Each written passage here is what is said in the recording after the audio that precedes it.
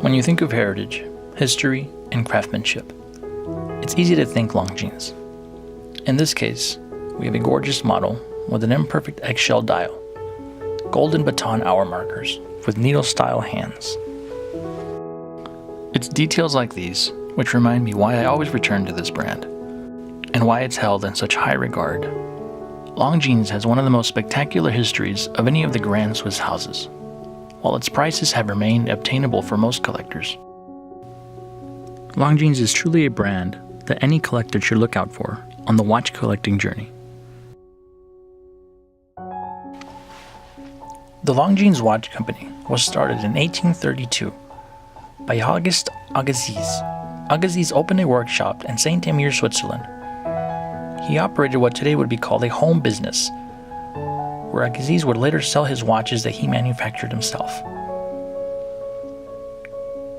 Sometime between 1854 and 1866, Agassiz handed down the operation of watchmaking business to his nephew, Ernest Franquillon.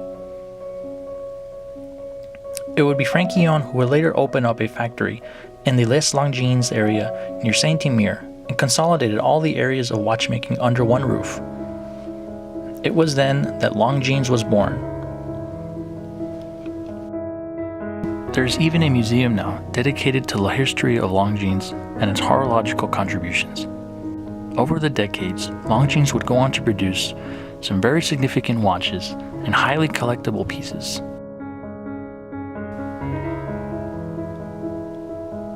Today's example is no exception to Longines' detail-savvy craftsmanship. It's one of many examples of the Longines golden era from the 50s and 60s that demand our attention. The dial on this piece has few imperfections. In different lighting, you can see them clearly, and there is slight discoloration, but isn't immediately apparent. The admiral case is clearly marked, and the gold fill plating has held up well over the decades. The case has tiny scratches all along the bezel, but nothing major. And all of these are signs of a watch that has been worn well.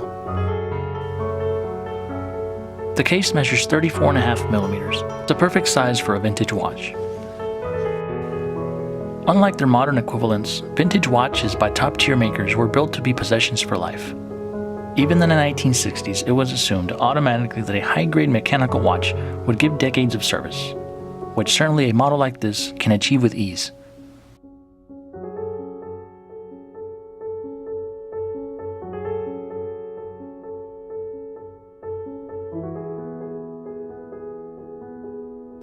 I've cleaned up the plexiglass with some polywatch. It's an easy task performed with a Q-tip. Just apply the paste on the plexiglass and go over with light swirls, adding just firm pressure. It's not just a good method for removing light scratches, but cleaning dirt off the case.